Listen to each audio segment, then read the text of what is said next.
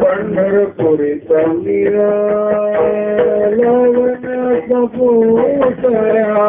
पंढरपुरी समीरा लावण्याचा पुतळा लावण्याचा पुतळा पंढरपुरी समीरा लावण्याचा पुतळा विठोबाची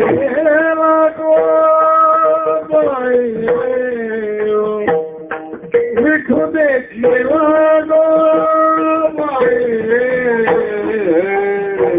वेदले हो बोली वेदले हो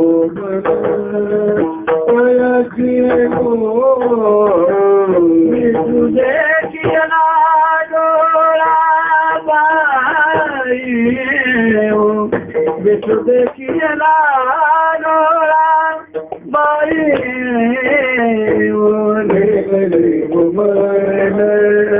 कयाची गुणे वेदली हुबन कयाची पंढरपुरी समीरा लावण्याचा पुतळा पंढरपुरी समीरा निळा निळा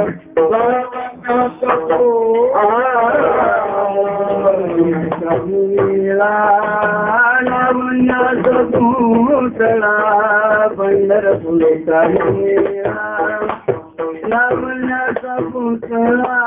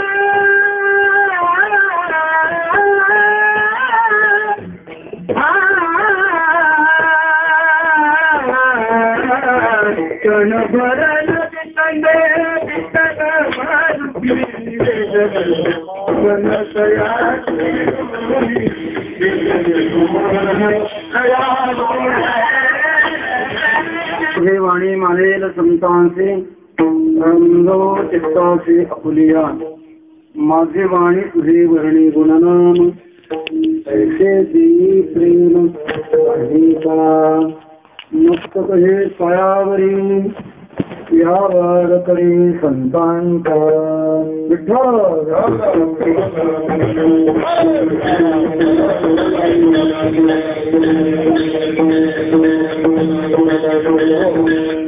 नरपरीचा निळा लावण्याचा पुतळा विठो देखीला डोळा बाई हो वेदले हो म्हणतया ती गुणी क्षणभर नदी संदे विठ्ठल रुक्मिणी कैवल्य चक्रवर्ती वैष्णवाग्रगणी योगी यांचे शिरोमणी विश्वमाऊली नामबाराय यांची 4 चरणाची ही प्रसिद्ध असणारी गवळण आहे.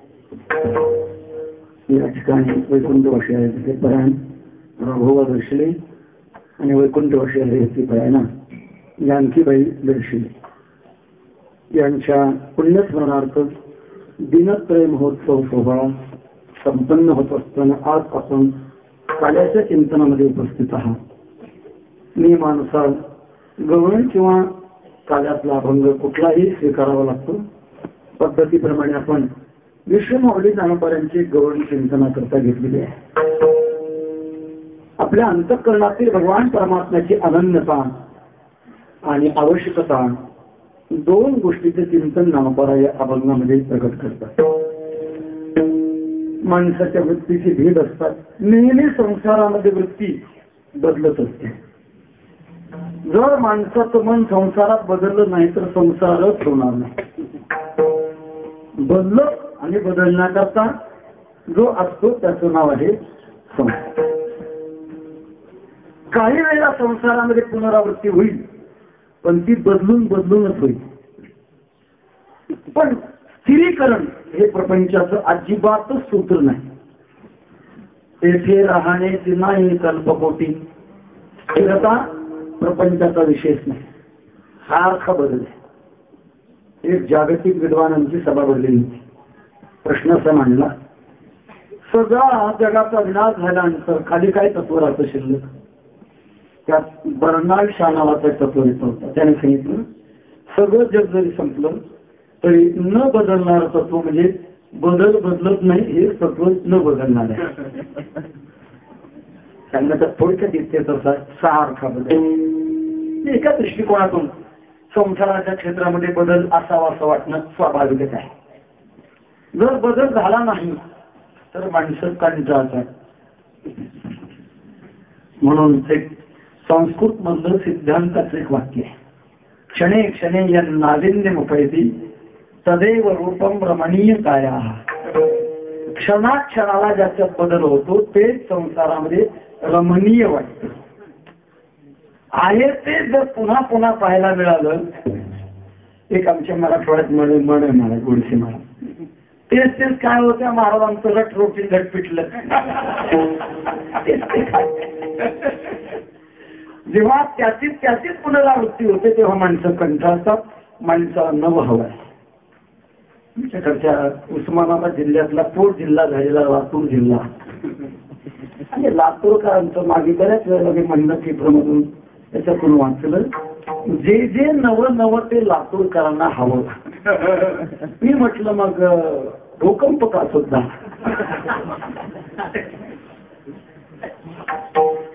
जे नवं ते माणसाला हवं आहे. दुर्दैवाने सध्या या परिसरात म्हणा, पुण्यामध्ये म्हणा, स्वाईन फ्लूची साथ सुरू आहे. आणि एक असं वाटलं होतं की आजचा हा कीर्तन सोहळा बहुतेक थांबेल, पण दर्शनांचे उत्तराधिकारी आणि हरिभक्तीपरायण अनिल महाराज या दोघांच्या सल्ल्यानुसार हा उत्सव थांबवला नाही. एक त्याच्यातील निष्ठा आहे. भगवत नामचिंतन हे अनेक संकटाला दूर करणार आहे, याच्यात संकट येत नाही. निष्ठेने परमात्म्याचं जे चिंतन केलं तर त्या चिंतने निरसेल संकट तराल दुर्घट बाबा. सिंधू इतिहास आठवला मला. 19 वर्षीय परमपूज्य गुरुदेव मामासाहेब यांचे पाश्चात्य विद्येचे गुरुदेव रानडे आजारी पडले. डॉक्टरकडे गेले, डॉक्टरने तपासलं आणि तपासांचे निर्णय दिला की तुम्हाला टीबी झाला, तो 3ऱ्या पायरीवर गेलाय. आता तुम्हाला औषधम जानवी तोयम वैद्यो नारायणो हरी, काही उपाय नाही तुम्हाला. गुरुदेव रानडे हे इंचीगिरी संप्रदायाची होते. इंचीगिरी संप्रदाय वारकरी संप्रदायाची अविरोध संप्रदाय आहे. त्या संप्रदायामध्ये आधिक्य भगवंताच्या नामचिंतनाला आणि ध्यानाला आहे. गुरुदेव रानडे निष्ठेने एक आसनावर बसायचे, 8 तास न उठताना भगवंताचं नामचिंतन करायचे. 1 वर्ष गेलं, 2रं वर्ष गेलं, 5 वर्ष संपल्यानंतर परत त्याच डॉक्टरकडे गेले आणि म्हणाले मला तपासा. डॉक्टरनी तपासलं, पूर्ण नीट. विचारावं तुमची प्रकृती फार ठीकच झालेली आहे. मागे तुम्ही 5 वर्षापूर्वी आला होता, टीबीच्या 3ऱ्या पायरीवर गेला होता. मी तुम्हाला सांगितलं होतं की तुम्ही आता वाचत नाही, तुम्ही फार चांगले झालात. कोणत्या हॉस्पिटलमध्ये गेला होता? रानड्याने सांगितलं आमच्या हॉस्पिटलवर तुमची श्रद्धा बसणार नाही, आमची आहे. आम्हाला जे काम देते सांगण्यात येते तसं परमात्म्याचं चिंतन हे सगळ्यात अमोघ अशा प्रकारचं शस्त्र आहे. आणि आपण या चिंतनामध्ये आहात. आज काल्याच्या प्रसंगाने विश्वमौली दामोदरांची गौण आपण चिंतनामध्ये घेत आहोत. प्रास्ताविकामध्ये मी असा मुद्दा मांडला होता की जीवनामध्ये 2 गोष्टी असतात, एक अनन्यता आणि दुसरी अन्यता. अनन्यता त्याला म्हणतात न बदलणे, आणि अन्यता म्हणजे सारखं बदलत जाणे. प्रपंचाच्या क्षेत्रामध्ये माणसाला बदल हवाय. भोजन करायला बसलो, बदल हवाय. नुसती भाजी भाकरी चालत नाही माणसाला, आजूबाजूला काहीतरी पाहिजे, बदल लागतो.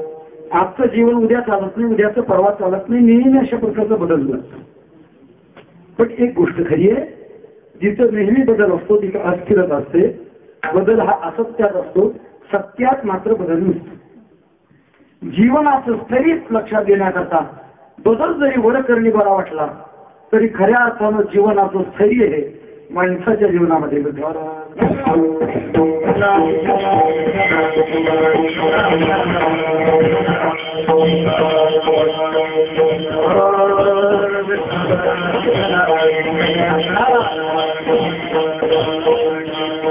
एका ठिकाणी नसतो, एकनिष्ठ नसतो.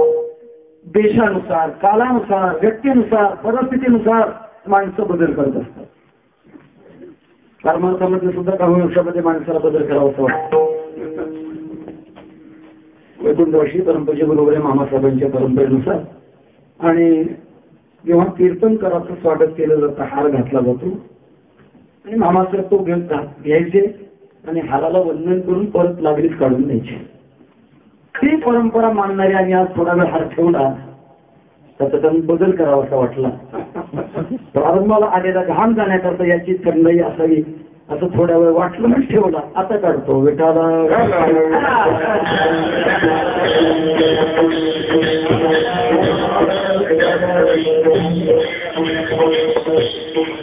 अन्यता प्रपंचाचा स्वरूप आहे आणि अनन्यता हे भगवंताच्या प्राप्तीचं स्वरूप आहे. माणसाचं जीवन वृत्तीच्या सारखं ओढत असतं, धावत असतं, प्रवाही होत असतं. का प्रवाही होत असतं? अपूर्णतेमध्ये प्रवाह माणसाच्या मनाला निर्माण होतो. कुठेतरी आपल्या जीवनात अपूर्णता वाटली, मग माणसाचं मन देहाला सोडून देहाच्या इंद्रियांच्या वरे बाहेर येत असतं. बाहेर येण्याचं कारण काय? आतले खड्डे बुजवण्याकरता ते बाहेर येत. पण विसंगती ही आहे की बाहेरच्या वस्तूने आतले खड्डे बुजत नसतो. आतले खड्डे बुजवण्याकरता आतल्या शक्तीची गरज आहे, जी पूर्ण आहे, जे सद्रूप आहे, जी चिद्रूप आहे, जी आनंदरूप आहे. अशा शक्तीची जेव्हा स्वीकार्यता झाली, मग मात्र अंतःकरणातले खड्डे भरत असतात. स्वभावता माणसाच्या प्रत्येकी काही 4 भेद आहेत. पहिलं माणसाचं मन असं असतं अस्फुरण अवस्थेत गेलेलं असतं. प्रपंचाच्या अवस्थेमध्ये 3 अवस्था आहेत: अस्फुरण अवस्था, अहंस्फुरण अवस्था आणि वासना स्फुरण अवस्था. 3 प्रकारच्या अवस्था. अस्फुरण अवस्था, झोपी गेल्यानंतर माणसाला काहीही कळत नाही.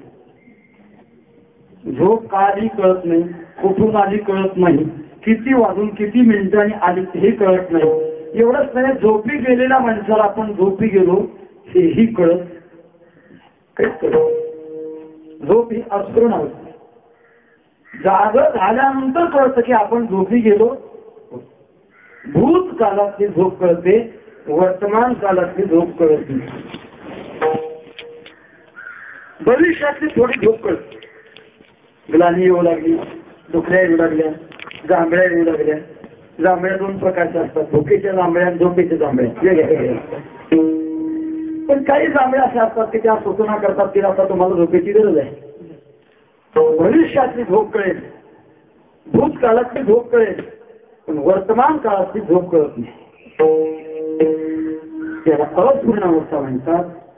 व्यसनाच्या वस्तूने जी नशा येते, नशेमध्ये माणसाचं मन असतं, पण कळत नाही त्याला. आपण कोणत्या व्यवहारात आहोत हे कळत. अस्फुरण अवस्था. अस्फुरण अवस्था बदलली जेव्हा मनुष्य सचेत होऊ लागला, तेव्हा अंथरुणा उठून बसल्यानंतर मग त्याला थोडं आपला देह कळतो, आपल्या अंगावरचे कपडे कळतात, आपण ज्या अंथरुणावर झोपलो ते अंथरुण कळतं, ज्या खोलीत झोपलो ते खोली कळते, घर कळतं, गाव कळतं, जग कळतं. अहंस्फुरण, अहंकाराची आठवण होते. आणि अहंस्फुरणानंतर मग मात्र त्याच्या अवस्थेमध्ये वासना स्फुरण नावाची अवस्था असते. काहीतरी मला हवंय. वासना मनाच्या अंतरंगामध्ये खोलवर जाऊन थांबलेले असतात, लवकर वर येत नाही. प्रसंगाप्रमाणे वर येतात. जसं स्वयंपाक घरामध्ये माता भगिनी स्वयंपाक करतात, केल्यानंतर पोळ्यावर पोळ्या, पोळ्यावर पोळ्या अशी चवड असतात. वरची पोळी वेगळी आणि मधल्या पोळ्या वेगळ्या. जेव्हा ती पोळी आवश्यक वाटते तेव्हा ती उपसून पुन्हा वर ठेवली जाते. तसं माणसाच्या मनाच्या चवडी आहेत, वासनेच्या चवडी आहेत. वेगळ्या वेगळ्या भावना, वेगळ्या वेगळ्या वासना माणसाच्या मनामध्ये साचलेल्या असतात. प्रसंगानुसार त्या वासना वर येतात. वर आल्यानंतर मग माणूस त्या वासनेने प्रेरित होतो. वासना पूर्ण करण्याकरता जेव्हा मनुष्य प्रेरित होतो, तेव्हा जगाच्या अनेक वस्तूपर्यंत जाऊन आश्रय करण्याचा प्रयत्न करतो. पण एक महत्वाची गोष्ट आहे, जगाचा केलेला आश्रय राहत नाही. एक तर आश्रय करणारा राहत नाही, किंवा दुसरा आश्रय ज्याचा करायचा तो राहत नाही, किंवा तिसरं आश्रयाची वृत्ती राहत. काही ना काहीतरी जाते. देह अधिकार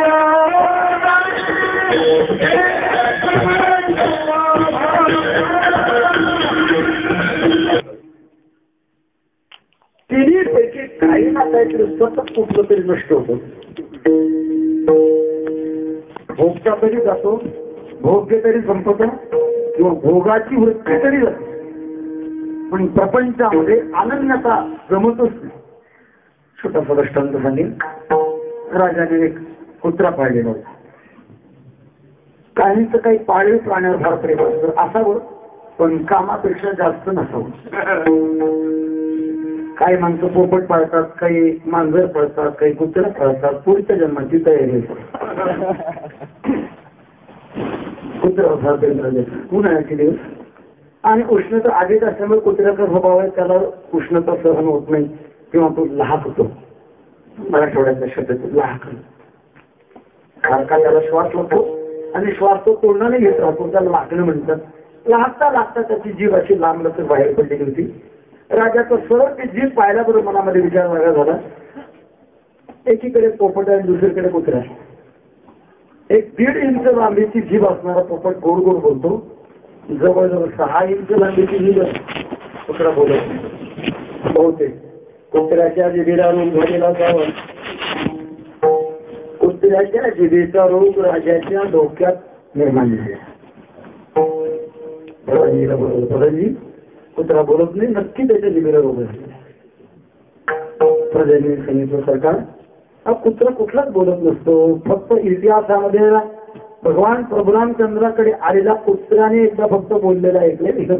कुठेच कुत्रा बोलत नाही, तुम्ही कुत्रा बोलण्याचं काय सांगता? अरे नाही बाबा, कुत्र्याला रोग झाला म्हणजे मोठ्या माणसाच्या जवळची माणसं बरी शहाणी असतात. विचार केला, सत्ता त्यांच्याकडे, शहाणपण आपल्याकडे. सत्ता आणि शहाणपण एकत्र येणं प्रेरीचं भाग्य आहे.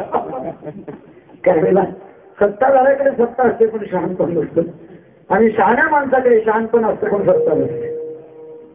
जगद्गुरु तुकोबाराला एका खेदाने म्हणावं लागलं, काय करून एव्हा शक्ती नाही आहे, दंडोने आपडती. शहाण्या माणसाकडे शहाणपण असतं पण शक्ती नसते.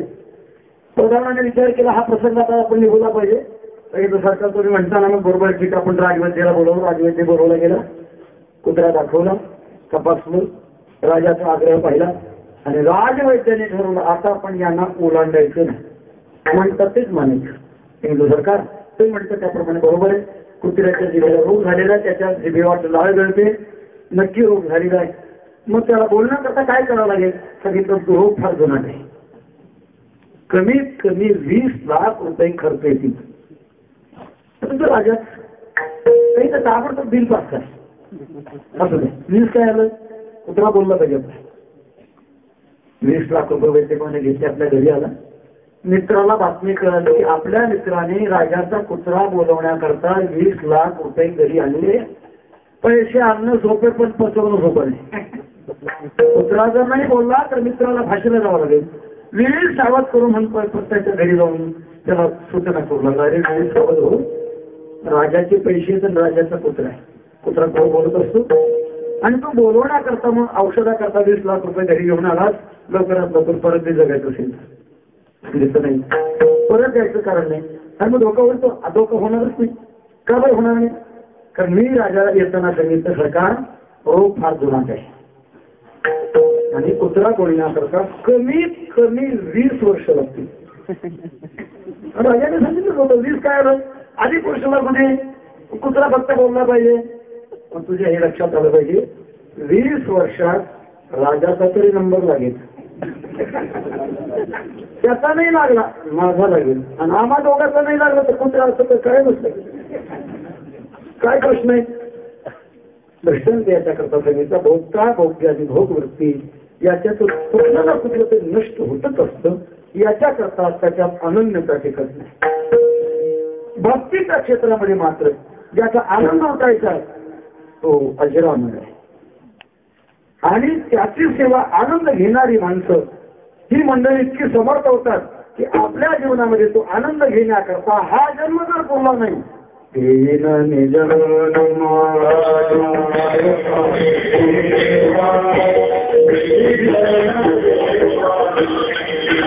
पुन्हा पुन्हा जन्म घेणार.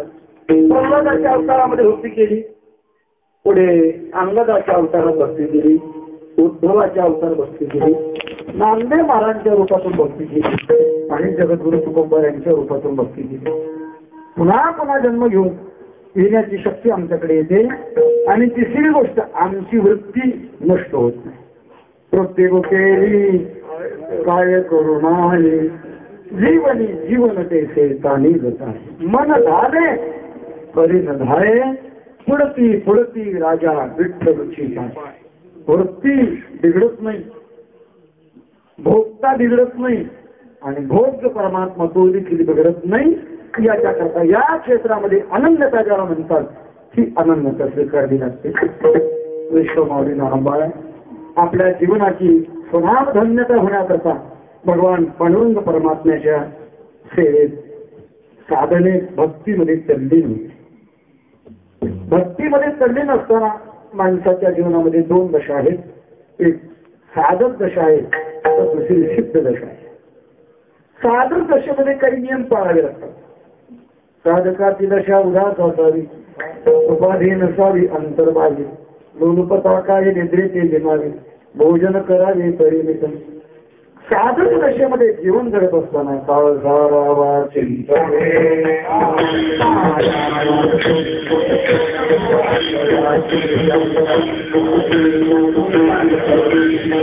गंगाची मांडणी तो कोपऱ्याने अत्यंत बुद्धी बरोबर केली. झोपत काय ठेवलं योग आहार योग्य असावा. आहारावर सगळं माणसाचं जीवन आहे. विहार एक मोजका असावा. जिरेचा हात भिडे देवीचा वाटे बोलू म्हटे परिणामी शेवटे अवश्य मिळे. माणसाला आपण किती खावं हे माणसाला कळावं. बऱ्याच वेळेला वैकुंठ वर्षी परमपूज्य गुरुवारी मामासाहेब म्हणायचे माणसाला पोटात आणि हाताचं अंतरच करत नाही किती अंतर आहे. आठवड्याने वैकुंठ वर्षी परमपूज्य रामसुद्धाजी महाराज म्हणायचे जीवन कसं जेवावं माणसानं. ऐसा खाना खावे पेट याद न आवे. पोटाची आठवण होणार नाही एवढं खावं. कमी खाल्लं तरी आठवण होते, जास्त खाल्लं तरी असं खावं पोटाची आठवण होणार. तसाच विहार आपलं कर्म करा तसाच मर्यादित असावं. नसावे भाषण निद्रा बहुभाषण. जास्त झोपू नये आणि जास्त बोलू नये. जास्त झोपणाऱ्याचं जास्त बोलणाऱ्याचं आयुष्य कमी होतं. प्रक्रिया महाराज त्याच्यामध्ये वैज्ञानिक प्रक्रिया माझा विषय असा तो सांगितलं. पण जास्त झोपू नये आणि जास्त बोलू नये. फक्त बोलण्याची परवानगी कीर्तन करणं आणि जास्त बोलणं करतो आपण. कारण कीर्तनामध्ये भगवंताचं नामचिंतन असतं आयुष्य वाढतं त्याच्यात. साधकाच्या जीवनामध्ये असं प्रत्य पाळावं आणि ते पाळत असताना वाटचाल करत असताना साधकाची आसक्ती याला म्हणतात. ती आसक्ती साधनेमध्ये निर्माण होते. साधनेमध्ये निर्माण होत असताना त्या अंतःकरणामध्ये अशी तीव्रता निर्माण होते. आपण या साधनेमध्ये आहोत पण आपल्या जीवनाची पूर्णता कधी होईल. परमात्म्याने आपलं दर्शन केव्हा देईल. भगवान आपल्याला केव्हा भेटेल. दारी रूप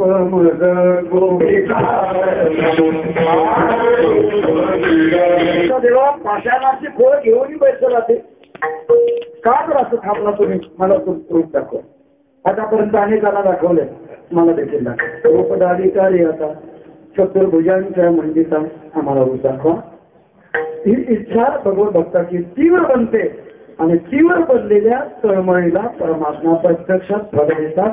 याचा अर्थ असा की आपलं सगुण साकार अत्यंत मेघ श्याम श्याम सुंदर रूप भगवत भक्ताच्या पुढे प्रकट करतात. एक मोठा संदेश जातो. भगवंताचं दर्शन घेण्याकरता देवाने दर्शन द्यावं लागतं. आपण दर्शन घेतो ते वेगळं आणि परमात्मा दर्शन देतात ते देवाने दर्शन द्यावं लागतं. तो काय म्हणे जरी देवदावी आपणा तरीच हे जना पडे. भगवंताने आपल्याला दाखवावं लागतं. कोणी म्हणेल आम्ही दर्शन घ्यायचं नाही का पंढरपूरला जाऊन 48 तास करायला लागतं. दर्शन घेऊ नये का त्याचं फळ नाही का आहे. दर्शन देवाचं आपण का घ्यावं. देवाने दर्शन द्यावं ही तयारी होण्याकरता आपण दर्शन घ्यावं. परमात्म्याने दर्शन द्यावं लागतं. भगवान परमात्म्याने ज्ञानोबांना दर्शन दिलं. पण दिल्यानंतर ज्याची सवय लागलेली आहे आणि ज्याच्यात मन आकृष्ट झालेलं आहे त्याच्याविषयी प्रेम निर्माण झाले. भगवत भक्ताची संसाराची आसक्ती संपते आणि 3 प्रकारची आसक्ती निर्माण होते. एक रूपासक्ती, दुसरी गुणासक्ती आणि तिसरी नामासक्ती. रूपासक्ती भगवंताच्या रूपामध्ये प्रेम निर्माण होतं आणि प्रेम निर्माण झाल्यानंतर त्या रूपापासून आपण दूर जावं असं वाटत नाही. रूपासक्ती आहे. परमात्म्याचे सुंदर अशा प्रकारचे गुण गान करण्यामध्ये आपल्या जीवनामध्ये आनंद वाटतो, त्याला गुणासक्ती म्हणतात. आणि भगवंताच्या नामाचा छंद लागणं याचं नाव आहे नामाचं. नामोबारांना भगवान परमात्म्याने दर्शन दिलेलं होतं. रूपातली अगाधता आणि सौंदर्य त्याच्याविषयी प्रेम निर्माण झालेलं होतं. ते प्रेम नामोबारांना पुन्हा पुन्हा हवं होतं. म्हणून नामोबारा भगवंताच्या रूपामध्ये रंगलेल्या वृत्तीचा परिणाम इतर मैत्रिणी नामोबारांना काही व्यवहार दशेमध्ये आणण्याचा प्रयत्न करत असताना नामोबारा त्यांना सांगतात, तुम्ही मला व्यवहार दशेमध्ये आणण्याचा प्रयत्न करतात, पण माझं मन प्रपंचाच्या दशेमध्ये येत नाही. काय येत नाही त्याचं उत्तर नामोबारा अभंगाच्या पहिल्या पंढरपूरच्या लावण्याचा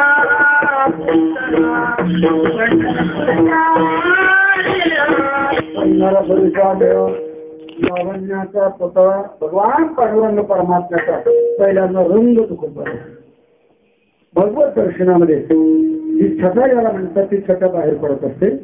भगवंताचा रंग निळा म्हणतात. निळा सावळा एक अर्थी आहे, काही ठिकाणी काळा म्हटला. भगवान परमात्म्याच्या रंगाच्या बाबतीमध्ये काळा हा एका अर्थी काळा, अनादी बहु काळा म्हणून वेदाचा लागे लागे बाई. काळा सावळा निळा जवळजवळ एका अर्थी आणि भक्तीच्या क्षेत्रामध्ये वापरले जातात.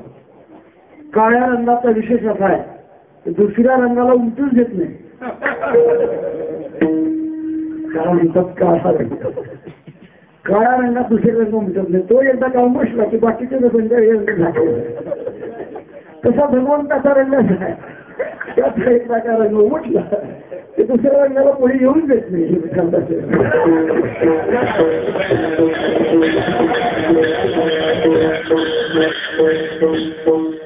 श्रीरंगे रे श्रीरंगे काय मुलाला जगाचे रंग किती जरी असू द्या पण ते रंग अनेक प्रकारचे बदलणारे रंग,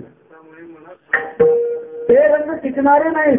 अनंत बुद्धीचे रंग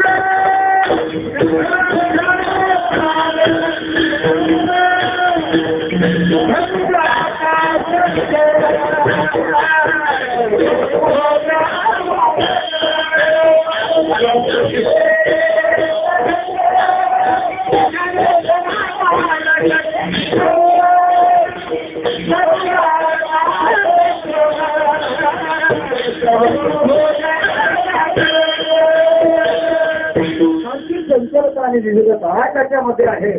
अशा रंगामध्ये मन स्थैर्य होत नाही.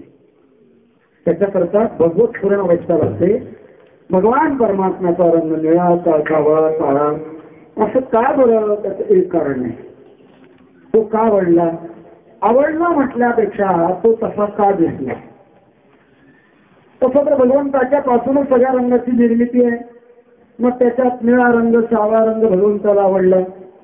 सौंदर्य शास्त्रामध्ये वर्णन आहे स्त्रियांचं सौंदर्य गोरेपणात असतं आणि पुरुषांचं सौंदर्य सावळेपणात असतं. हा एक सौंदर्य शास्त्राचा नियम आहे. सिद्धांताच्या दृष्टिकोनातून जर पाहिलं ज्या वस्तूला मुळात रंग नाही ती वस्तू जेव्हा दृष्टीच्या टप्प्यात येते तेव्हा ती निलिमेच्या रूपातून दिसते. उदाहरणार्थ आकाशाला कोणताच रंग नाही, पण जेव्हा आपण निरभ्र अशा प्रकारच्या आकाशाकडे बघू तेव्हा आकाशाचा रंग आपल्याला निळा दिसायला. दुसरं उदाहरण सांगेल, समुद्र तीरावर आपण गेल्यानंतर समुद्र अत्यंत विस्तीर्ण विस्तारलेला दिसतो, पण तिथेही रंगाची परिस्थिती निळी दिसायला. भगवान परमात्मा अत्यंत व्यापक आहे. त्याला कुठल्याही प्रकारचा रंग नाही. रंग नाही रूप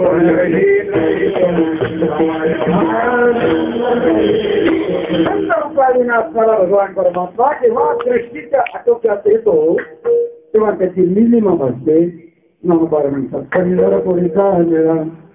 पंढरपूर प्रसिद्ध आहे. काही माणसाची प्रसिद्धी नावावरून तर काही माणसाची प्रसिद्धी गावावरून. कुठल्या आहात? आळंदीची. आळंदीचे म्हटलं की महाराष्ट्रात लोकांना दर आळंदीकडे आळंदीची मंडळी की सामान्य म्हणजे गावाचा दर. तसंच पंढरपूरचं प्रसिद्धीकरण कशात आहे? भगवान पांडुरंग परमात्मा. पंढरपूरमध्ये आणखी काही विशेष गोष्टी आहेत, पण विशेषात विशेष जर कोण असेल तो भगवान पांडुरंग. पंढरपूर पाटणी महाराज सार्वभौम पंढरपूर पाटणी सर्वभौम पांडुरंग दीनबंधू जय श्रीराम पांडुरंग दीनबंधू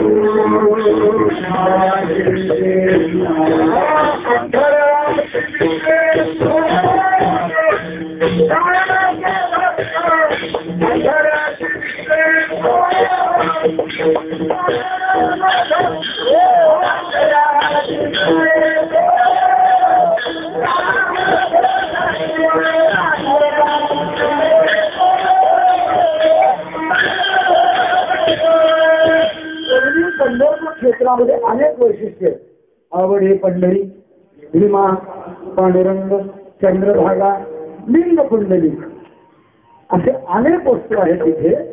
परंतु सर्वात प्रभाव ज्याचा आहे नव्हे इतरांना ज्याच्यामुळे महत्व आहे असा भगवान पांडुरंग परमात्मा. पांडुरंगामध्ये बाकीचे आवडतात. पांडुरंग आहे म्हणून पंढरी आवडते, पांडुरंग आहे म्हणून चंद्रभागा आवडते, पांडुरंग आहे म्हणून लिंग पुंडलिक आवडतं. हे सगळं आवडण्याचं एकच कारण आहे की पांडुरंग परमात्मा केंद्रस्थायी त्याच्या आवडीने आवडीचे. भगवान पांडुरंग परमात्मा पंढरपूरचा आहे ना, प्रसिद्ध आहे, तो पुराण प्रसिद्ध आहे. असा प्रसिद्ध असणारा भगवान त्याचा निळा रंग अर्थात त्याचं स्वरूप पाहिजे. पंढरपुरीचा निळा नुसता रंग आहे असं नाही, त्याच्यात लावण्य. लावण्य म्हणजे तेज. रंग असणं वेगळं आणि त्याच्यात लावण्य असणं वेगळं. काय वेळा काही वस्तूला रंग असतो पण चमक गेलेली असते, चमकत नाही. मग ते चमकण्याकरता अलीकडे काही रासायनिक औषधं निघालेली आहेत. गाडी चांगली चमचम चमकण्याकरता त्याचे एक विशिष्ट अशा प्रकारचा मलम असतो, तो लावतात आणि पुन्हा घासतात, मग ती चमक त्याच्यात तेज निर्माण होते. भगवान परमात्म्यामध्ये तेज आहे. ते बाहेरून आलेलं तेज नाही, ते अंगभूत तेज आहे. ज्ञानदेव म्हणे ज्योतिषी ती ही उभी मूर्ती मिठी होती. याच्यात तेज आहे, तेज संपन्नता भगवान परमात्म्याचं सर्वश्रेष्ठ अशा प्रकारचं महत्व आहे. भगवंताचं तेज किती कामाचं आहे. परमात्म्याच्या तेजाच्या एका छटेमध्ये काही सामर्थ्य आहे, ते प्रसन्न आपल्याकडे ठेवावं असं वाटतं. मंगळवेळाचे शासक म्हणून दामाजी पंतांची नियुक्ती होती. परिस्थितीमध्ये दुष्काळ पडला. बहुतेक जगाच्या प्रवाहामध्ये कधी सुकाळ तर कधी दुष्काळ, या चक्राप्रमाणे चालणाऱ्या गती आहेत. जगतभर तुकोबारांच्या वेळेला भयानक दुष्काळ पडला आणि त्याचा परिणाम तुकोबारात असं म्हणतात, स्त्री एक अन्न अन्न करत आलेली इतकी भयानक दुष्काळामध्ये तर मराठवाड्यामध्ये. आणि निजामाच्या काळामध्ये असा दुष्काळ पडला होता म्हणतात की माणसाला खाण्याकरता काही वस्तू नसायच्या. उरलेली माणसं बाबळीच्या झाडाखाली जायचे आणि पडलेले धामुके विचून खायचे. एखाद्या माणसापुरता धामुका दुसऱ्या माणसाने जर उचलला, का उचलला असं म्हणण्याची सुद्धा शक्ती राहिली होती, फक्त आगामी टोक करून बघायचे. असा एक दुष्काळ होता. 72 सालाचा दुष्काळ होता. मध्ये कोणी म्हणतं 81, कुणीकडे 85 असं सांगतात. याही वर्ष जवळजवळ 2.5 वर्ष झाले पावसाचा व्यवस्थितपणा नाही. एक प्रकारचा तो दुष्काळ सांगायचं की असा दुष्काळ पडलेला होता. दामाजी पंतांच्या नगरीतील सगळी प्रजा भक्तीने मरायला गेली होती. लोकांच्या तक्रारी आल्या, त्यांच्यामध्ये राजसत्ता हातामध्ये होती. दामाजी पंतांनी आरेची धान्याची पेवर जनतेला सांगितली की तुम्हाला जेवढी गरज असेल तेवढी घेऊन जा. आणि त्या काळची माणसं प्रामाणिक होती, जेवढी गरज आहे तेवढीच घेणारी होती. सगळी तेवढी व्यवहारवाडी संपली. आणि तो इलाका पूर्वी बिदरच्या राज्यामध्ये होता. तसं पाहिलं बिदर हा महाराष्ट्राशी फार पूर्वीकापासून संयुक्त अशा प्रकारचा जिल्हा. महाराष्ट्राचे आणि बिदर जिल्ह्याचे फार संबंध. अलीकडच्या फाळणीमध्ये तो कर्नाटकमध्ये गेला. आज तुम्ही बिदर जिल्ह्यामध्ये पाहाल तर वारकरी संप्रदायाचा फार मोठा प्रभाव आहे. त्याचं कारण आहे की ही प्रादेशिकता एकत्रपणे होती. बिदरचा बादशाह त्याला हे समजलं की दामाजी पंतांनी सगळी धान्याची पेवा मिटवली, आपली खंडणी कशावर देणार, ताबडतोब नोटीस पाठवली. 8 दिवसामध्ये माझी मला खंडणी मिळाली. दामाजी पंतांच्या हातामध्ये नोटीस पडली, पण काळजी करत नाही. आम्ही विष्णुदासी देव घ्यावा ते कोणार ते होते प्रारब्धी. काय काळजी करायची ना, तो विश्वंभव देव सबत्तान होते, निवांत अवस्थेमध्ये होते. भगवान पांडुरंग परमात्म्याने मनामध्ये असं ठरवलं की दामाजी पंतांनी केवळ लोकाला दिली ती भगवत बुद्धीने दिली. ती संपत्ती भगवंताचीच आहे आणि परमात्मा करता प्रत्यक्षात चालते बोलते देव जर जीवांची तडफड असतील तर ही संपत्ती घेऊन तरी करायची काय, या भावनेने सगळ्या लोकांना दिली. आणि म्हणून दामाजी पंत निवांत होते. अशा अवस्थेमध्ये पांडुरंग परमात्म्याने एक स्वरूप धारण केलं. इतिहासाचा सांगतोय, भगवंताने विठो भेद नाव धारण केलं. गुडघे इतकं धोतर, कोपरा इतका शर्ट फाटलेला, वर वाकडं तिकडं मुंडाचं, खांद्यावर एक गाठोडं घेऊन बिदरच्या दरबारामध्ये उपस्थित झाले. म्हणाले खंडणी घेऊन आले. दामाजी पंताचा सेवक आहे, खंडणी मोजून देण्याकरता आलो. बादशाहने मला एवढी गाठडी आणि माझी खंडणी केवढी आहे, कशी काय भरणार, कशा बघा तर म्हणाले. भगवान पांडुरंग परमात्म्याने ती छोटीशी गाठोडी अशी उंच आणि उलट त्या क्षणी बरोबर मोठा ढेग झाला. खंडणी मोजून घेतली. यांनी सांगितलं तुमची जेवढी तेवढीच घ्या, बाकीची होणार, बाकीची परत. आणि घेतल्यानंतर सांगितलं खंडणी तुमची मिळाली अशी मला लेखी पावती द्या, आमच्या मालकाच्या पोथीमध्ये ठेवायची आहे. बादशाही पावती दिली सहीनिशी. आणि परत येत असताना, येतो म्हणून निरोप घेत असताना भगवान पांडुरंग परमात्म्याला बादशाची दया आली. कसा का होत नाही, माझ्या भक्ताच्या सहवासात आला आणि भक्ताच्या सहवासात आला याचा उद्धार झाला पाहिजे.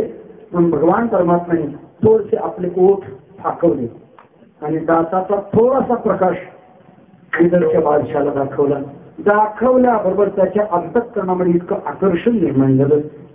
ती खाणं सुचेना, पाणी पिणं सुचेना, रात्रंदिवस विठोदर कहाँ है मुझे बताओ, विठोदर कहाँ है मुझे बताओ. इतिहास असं सांगतो, बिदरचा बादशाह भगवंताचं नामचिंतन करत करत पांडुरंग पंढरीमध्ये आला. त्या काळात सर्वांना मंदिर प्रवेश नव्हता. तो मंदिराच्या बाहेर उभा राहिला, रात्रंदिवस टाळो फोडत होता.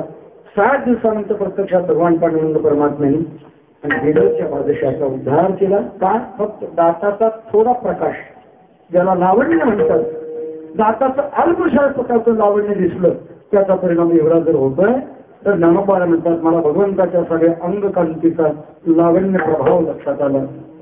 लावण्याचा पुतळा प्रत्यक्षात मूर्तिमंत ते तेजच आहे. असा भगवान परमात्मा विठो देखी गेला डोळा बाई हो, माझ्या डोळ्यानं तो पाहिला आणि प्रत्यक्षात पाहण्याचा परिणाम माझ्या जीवनाची पहिल्या जगात रूपासक्ती सांगतात. भगवंताच्या रूपामध्ये असक्त होऊन ती रूपासक्ती सांगतात. आता ज्या भगवान परमात्म्याला मी पाहिलंय त्याच्या गुणाच्या बाबतीमध्ये त्याने मला माझं मन आकर्षित केल्यामुळे त्याच्या गुणाविषयी देखील माझं प्रेम निर्माण झालं. ते ज्ञानोबाला दुसरं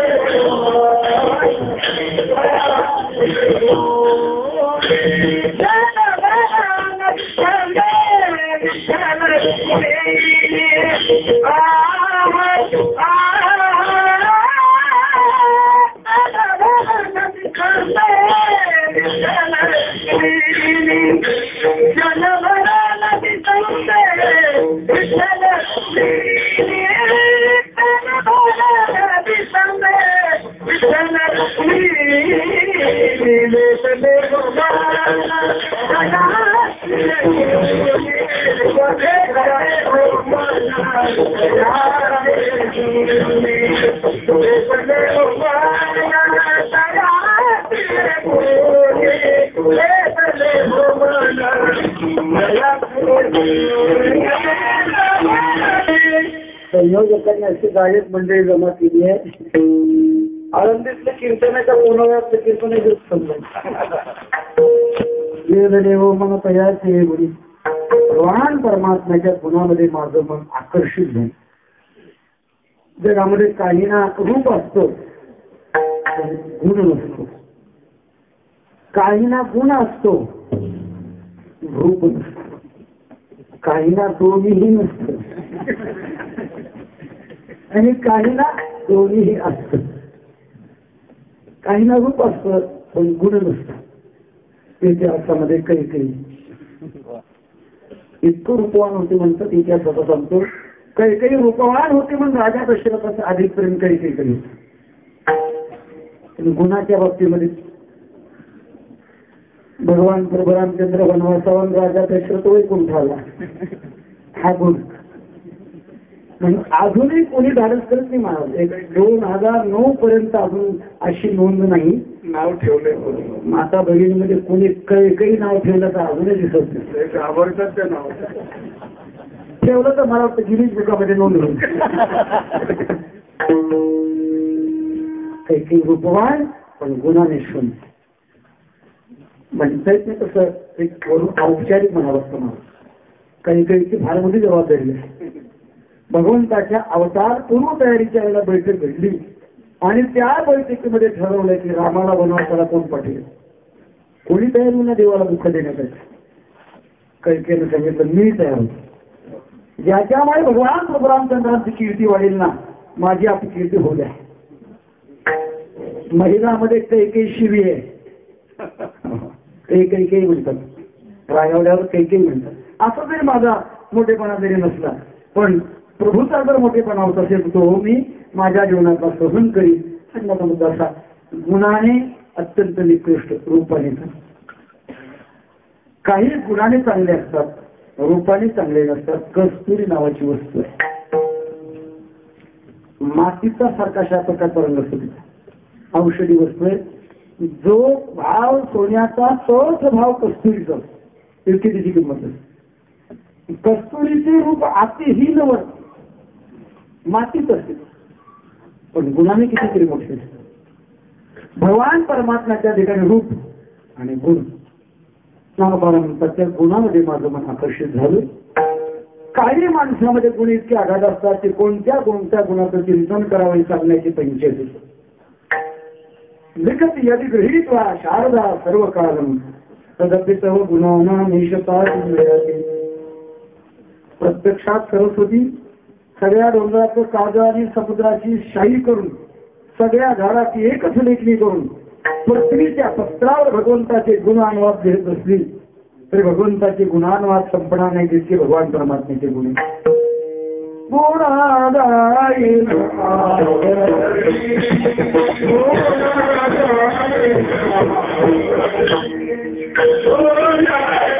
आवड आहे भगवंताच्या ठिकाणी गुण आहेत आणि आवडीने मी गुणगान गायचे.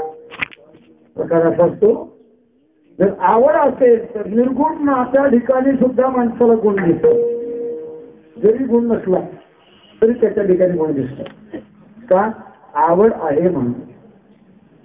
एखादी नववधू आपल्या पतीचं नाव घेत असताना मोठे गुण गाऊन नाव घेते. पुण्याचा पाऊस मोत्याच्या धारा राव गेले लढाईला अब्दागिरी धारा म्हणते. राव इथे राव लढाईला जात नसतात, रोज मागणीवर जातात. पण लढाईला गेले म्हणते त्याचं कारण आहे आवड आहे म्हणून.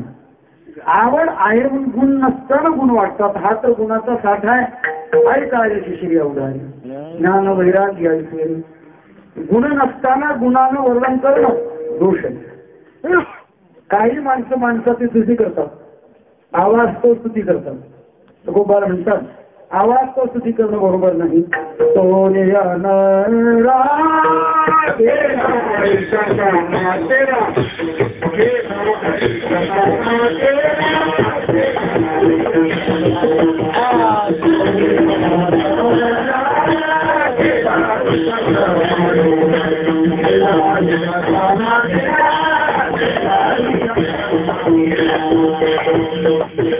मानवाची म्हणून कोणाची स्तुती करू नये.